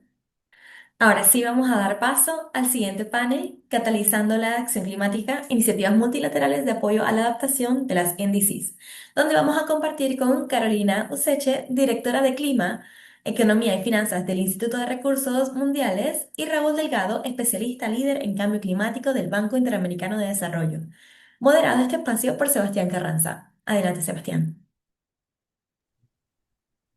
Carla, muchísimas gracias. Y gracias a nuestra panelista y a nuestro panelista, como tú lo has indicado, vamos a conversar en los próximos minutos con Carolina Useche del WRI. Caro, es un gusto tenerte acá, también con Raúl Delgado del BIT. Sé que tenemos un poquito el tiempo restringido. Yo quisiera entrar directamente a las preguntas y quisiera empezar contigo, Carolina. Si tú nos puedes, por favor, Caro, compartir eh, cuál es esa visión de WRI en relación con la alineación de los NAPs y las NDCs. ¿Cuál ha sido la experiencia en la región? Tal vez desde el punto de vista del financiamiento climático, la diversificación de las fuentes de financiamiento. ¿Qué nos puedes contar desde ese importante y muy impactante trabajo que sabemos estás haciendo tú y tu equipo en la región? Hola, buenos días para todos y para todas. Gracias, Sebastián, por esta introducción. Qué gusto volverte a ver. Gracias por esta pregunta. Entonces, como el tiempo es limitado, responderé muy rápidamente. Yo creo que, y nuestra posición desde WRI en la región, tanto en Latinoamérica como en África, como en Asia, es que no podemos tener ya instrumentos separados. Creo que Santiago hizo una gran exposición al inicio, contando sobre la brecha de financiamiento de adaptación, diciendo el financiamiento no es suficiente, pero esto pasa en todas las charlas relacionadas con cambio climático. Entonces, no hay brechas para la NS, hay brechas para mitigación, hay brechas para adaptación, ni hablar de pérdidas y daños, ¿no? Entonces, creo que esto ya es supremamente recurrente, ya sabemos que no hay plata, entonces, ¿cómo realmente? Pues somos más estratégicos y más en América Latina, donde cada pesito debe contar, cada pesito, cada colón, cada quetzal, cada dólar debe sumar y alinearse y ser eficiente.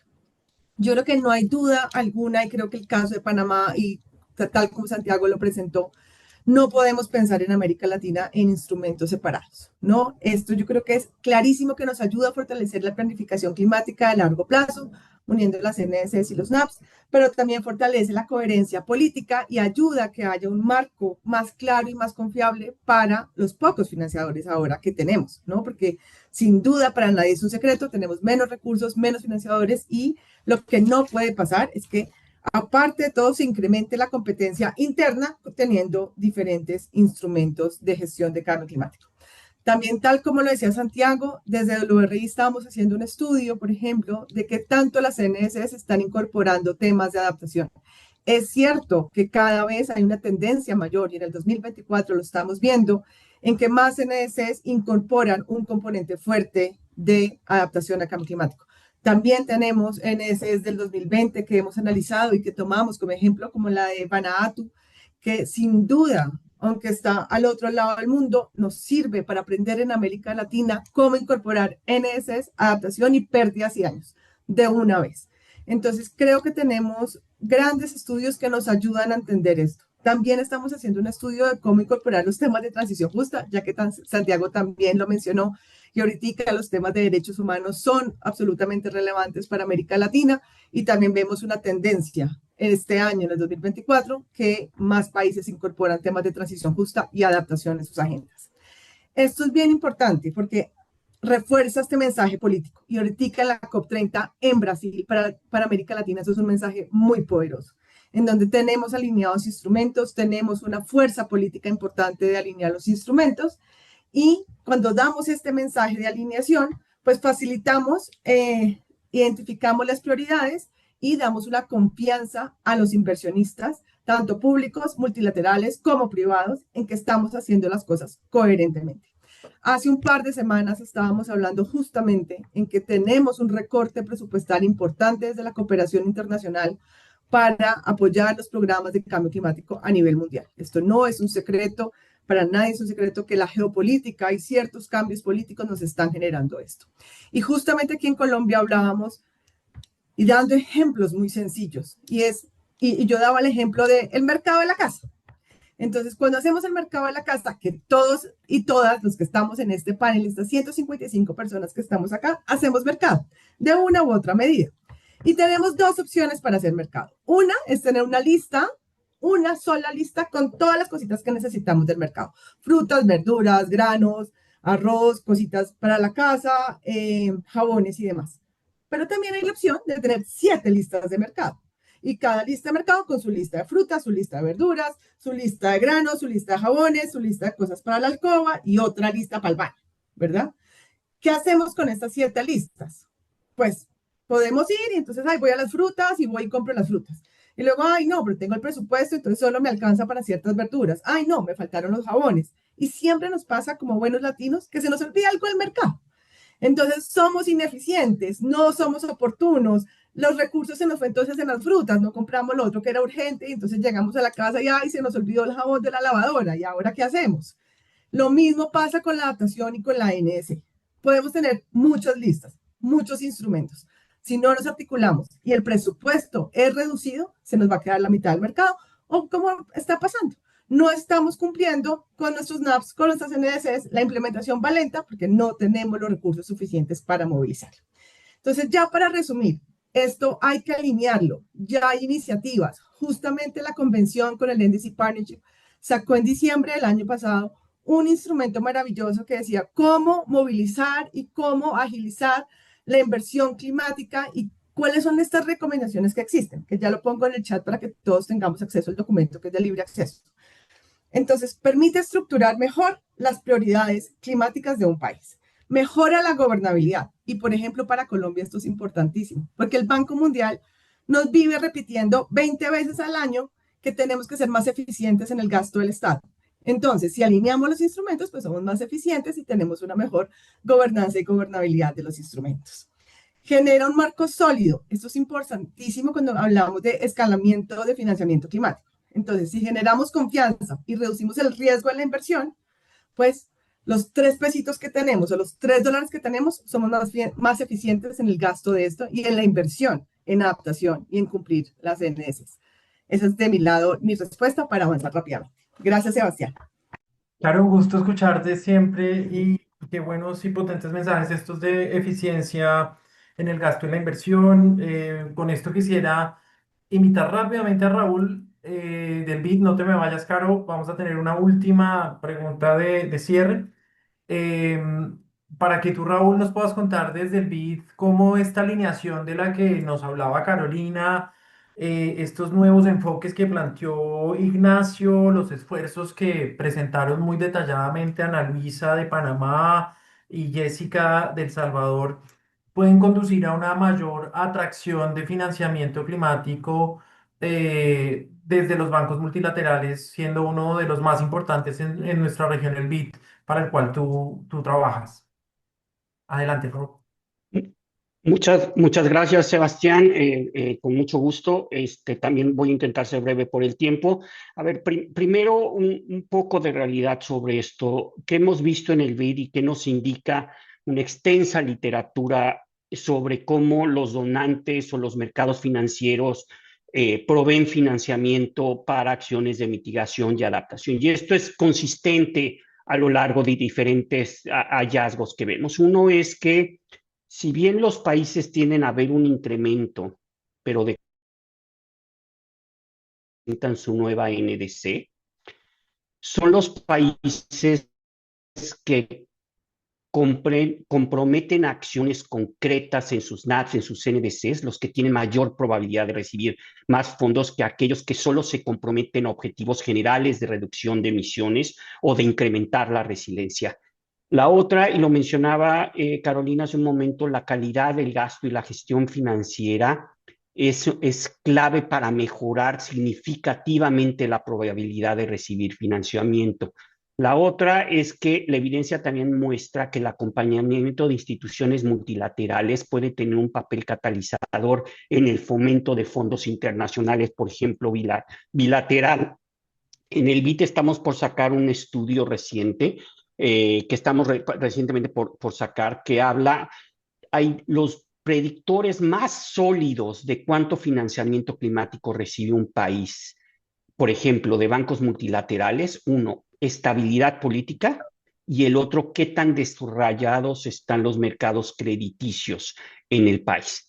Y es que, ¿cuál es el problema del fondo? Porque esto de estabilidad política, la parte de qué tan desarrollados están los mercados en el país es clave, es que lo vemos una y otra vez en diferentes estrategias financieras climáticas que ayudamos a desarrollar en países de la región.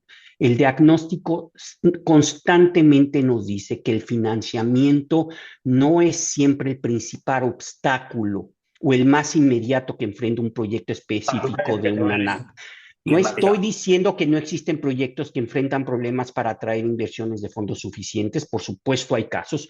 Lo que quiero resaltar es que, que en una importante cantidad de casos el financiamiento no es el principal problema, o cuando menos no es el más inmediato.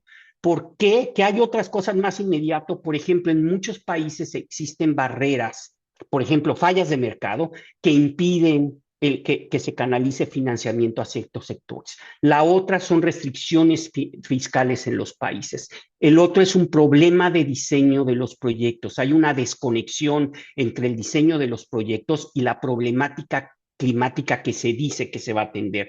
La otra es que hay carencia de estudios técnicos y financieros robustos de los proyectos. Y la otra es que no siempre los países tienen estos marcos y rutas sectoriales de adaptación de manera clara. ¿A qué me refiero específicamente con barreras de mercado o barreras financieras? Por ejemplo, en múltiples países existen subsidios a combustibles fósiles, hay carencia de infraestructura adecuada, hay monopolios públicos en sectores dominados por tecnologías que no son conducentes con la entrada de nuevas tecnologías. El otro, les decía, la capacidad fiscal de los países. Los financiadores en general están hambrientos de ver proyectos buenos. Sin embargo, la capacidad de los fiscales de los países impide que se puedan contratar nuevos financiamientos, y esto lo vemos una y otra vez. Lo mencionaba, por ejemplo, sabemos que en América Latina los países gastan entre el 1.5 y el 2% en promedio al año en cambio climático y sin embargo pueden gastar el doble, en algunos casos el triple, en gasto que juega justo en contra de las metas NDC del país. Por ejemplo, el ejemplo de subsidios a los combustibles fósiles es muy claro, pero por ejemplo en adaptación hay otros, por ejemplo el subsidio a la extracción, el subsidio a la generación, al uso eléctrico que genera una sobreexplotación de extracción de agua en ciertos acuíferos, por ejemplo. Es decir, que los países tienen a destruir con un dólar lo que están construyendo con otro. Lo que se requiere, y lo mencionaba Carolina hace un momento, es esta eficiencia, efectividad del gasto. ¿A qué nos referimos con eficiencia de gasto? Uno tiene que ver con hacer las cosas de la mejor manera posible, tanto en términos técnicos, hacer las cosas correctamente, como asignativos, hacer las cosas correctas. Y por otra parte está la efectividad que se refiere al logro de los resultados esperados, que cumplas con lo que dices. Pero la otra es la equidad, es decir, si el gasto conduce en igualdad de oportunidades o no, o al contrario, las amplía. La otra, y con esto voy a parar, es la desconexión entre el diseño de los proyectos y la problemática que se dice resolver. Hay una carencia en muchos proyectos de la región que no se entiende entre un proyecto que trae beneficios ambientales a un proyecto que trae beneficios sociales. El hecho de que haya beneficios sociales no significa que hay beneficios en adaptación. Falta documentación que respalde la viabilidad y conveniencia de los estudios. No, no se especifica, por ejemplo, con precisión cómo el proyecto abordará un problema de adaptación al cambio climático, de qué manera efectivamente se están reduciendo emisiones. El hecho que una planta de tratamiento de agua reduzca el consumo de agua directa no necesariamente lo hace un proyecto de adaptación si se encuentra el proyecto en una región que hay amplia disponibilidad de agua o no enfrenta riesgos de estrés hídrico, ¿no? Y el otro, nada más quiero resaltar lo de definir marcos o rutas sectoriales de adaptación. Si las NAPs y las NDC solamente identifican cuestiones generales de acción que eventualmente pueden o no reducir la vulnerabilidad, no son suficientes. Se requiere que estos instrumentos nos digan exactamente cuáles normas de zonificación se requieren para el 2030, cuáles en 2040, cuántos programas de incentivos se van a otorgar para mejorar métodos agrícolas y pesqueros que sean resilientes a clima y que generen menos presiones sobre los ecosistemas. Exactamente cuántos incentivos financieros o subsidios se van a otorgar en 2027 y cuántos en 2035 para la instalación, por ejemplo, de cadenas de frío que ayuden a mantener la calidad de los alimentos. Concretamente, cuál es el número de redes de monitoreo que se requiere en 2030 o en 2040 para expandir el uso de proyecciones climáticas y el conocimiento sobre los recursos naturales, etcétera. Es clave entender estos retos si queremos que las NAP en su conjunto reciban mayor financiamiento. Aquí paro.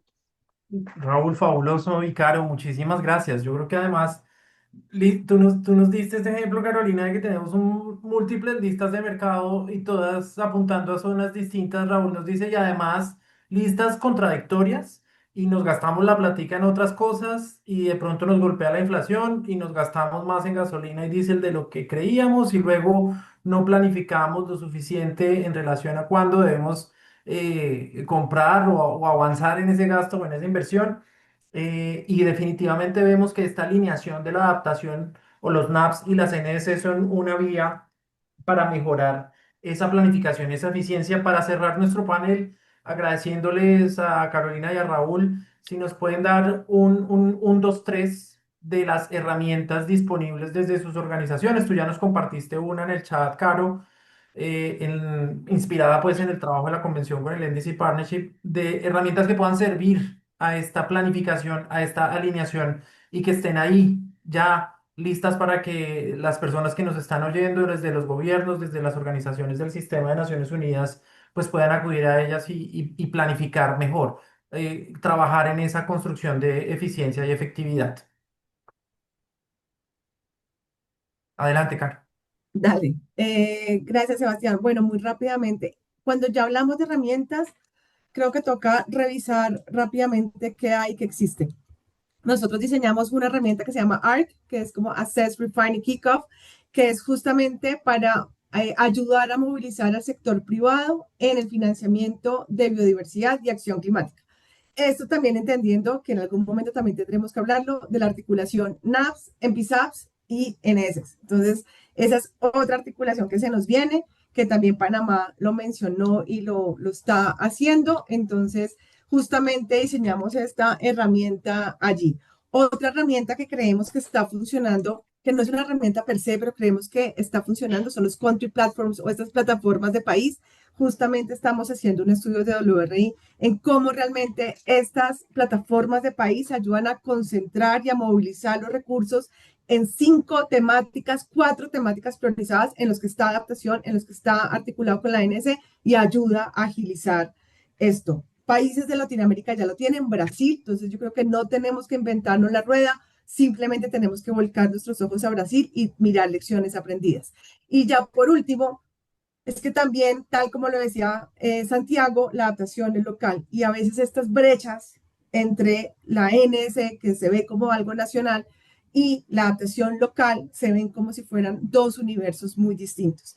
El año pasado, desde WRI, acompañamos al gobierno de Colombia en visitar a 35 ciudades y les preguntamos a las 35 ciudades qué medida quieren poner para la NS de Colombia para incrementar la ambición en la NS 3.0.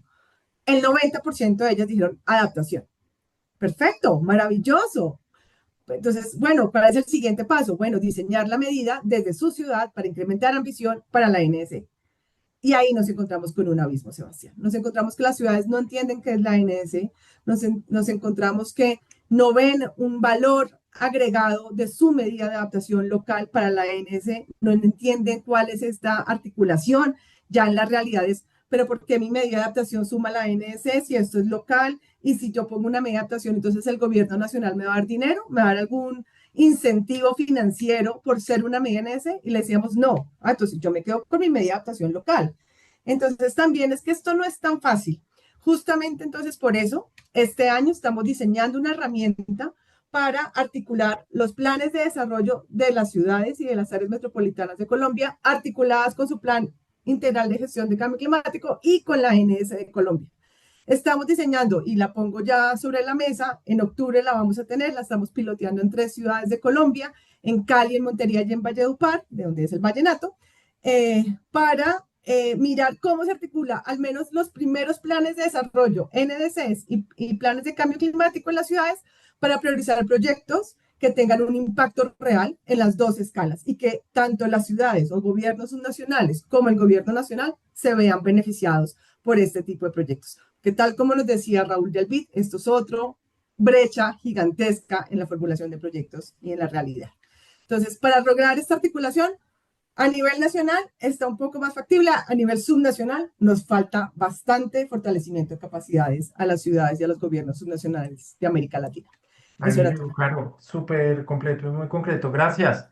Gracias por tus mensajes, Raúl. Cuéntanos. Muy rápidamente, Sebastián, mira, a ver, puedo mencionar varios, pero a ver, de instrumentos y metodologías, hemos desarrollado metodologías para identificar el gasto público. La otra es si tú no mides algo, no puedes saber realmente qué está pasando. Es el primer paso que necesitas para poder evaluar el gasto. Entonces, diseñamos una metodología para identificar el gasto público. Esta metodología, además de que es consistente con los sistemas de cuentas nacionales de los países, lo es con el sistema de estadísticas económicas y ambientales de Naciones Unidas. Lo cual es clave por hacerlo consistente con todo el, digamos, el marco estadístico internacional o reconocido internacionalmente. Y luego la metodología, ¿qué haces con esa información? ¿Cómo evalúas en qué medida la estructura del presupuesto responde a lo que dices que vas a hacer en tu NDC o en qué medida es inconsistente? La otra, digamos, es las metodologías para asegurar que los sistemas de inversión pública mejoren el estándar contra los cuales los proyectos de inversión pública se desarrollan. Y finalmente pongo un ejemplo de proyecto de financiamiento.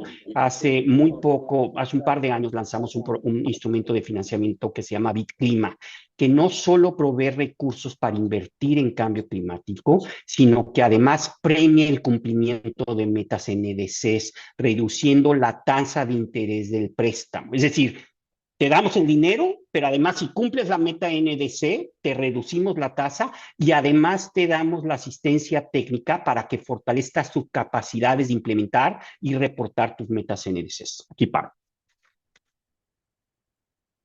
Fabuloso, creo que nos quedamos con unos ingredientes y herramientas bastante innovadoras y que además están ahí listas para trabajar en esta alineación. De nuevo, Carolina, muchísimas gracias, Raúl, también por su tiempo. Paso con esto a mi colega Belén. Adelante, Belén. Listo, muchas gracias, Sebas, y gracias a todos los expositores y panelistas de esta mañana. Quisiera pues empezar reconociendo el valor de este espacio que nos ha permitido pues compartir diferentes reflexiones, aprendizajes y experiencias de cada uno de los países y de de estas organizaciones, ¿verdad? Para la articulación de los planes nacionales de adaptación y de la GNDC. Y parte de esto, pues quisiera destacar algunos mensajes claves que de todas las intervenciones han mencionado. En el caso de Santiago, la importancia de medir la adaptación a través de indicadores, involucrando a diversos actores del sector público y también del sector privado interesados y alineándolos junto a los mecanismos que tengan las GNSS, los BTRs y las estrategias a largo plazo.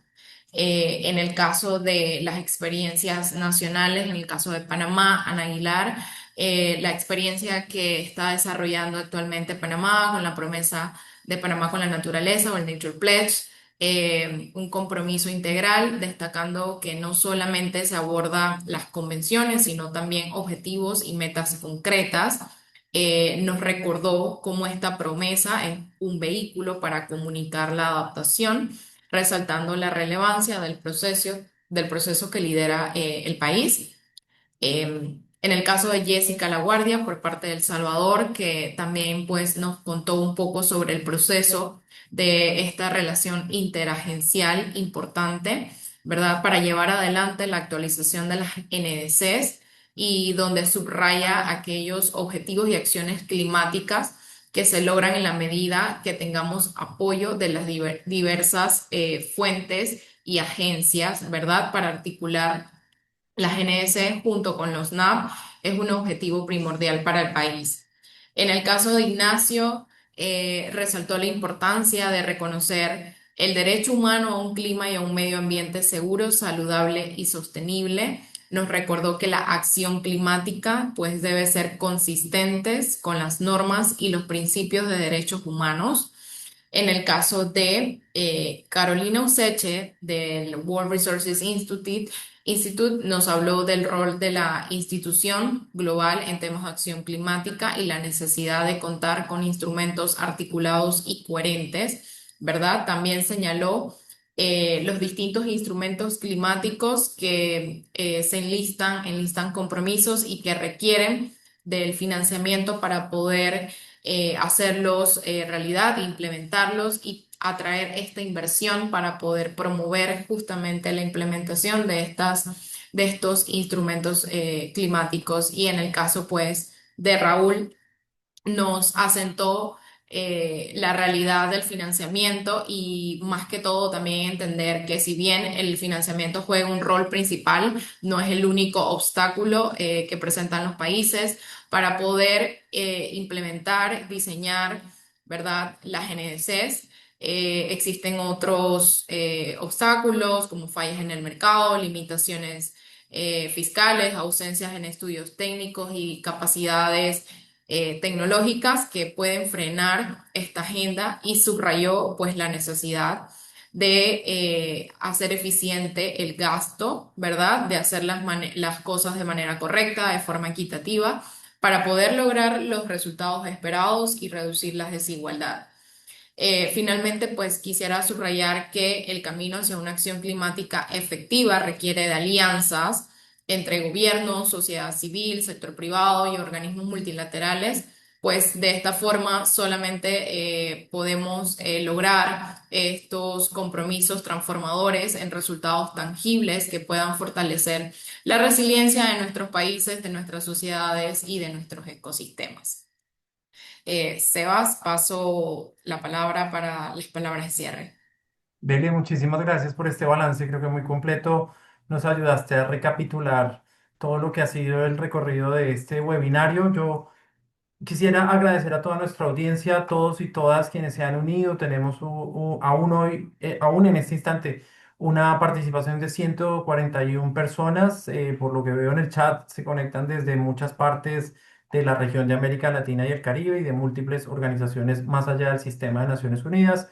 Reiterar que este es un esfuerzo de la coalición basada en temas del sistema de Naciones Unidas, coordinada en la región por UNEP y UNDRR con el apoyo de la Convención de Cambio Climático sobre Naciones Unidas, perdón, la Convención de Cambio Climático de Naciones Unidas y en particular el Centro Regional de Colaboración. Excúsenme por favor por mi error.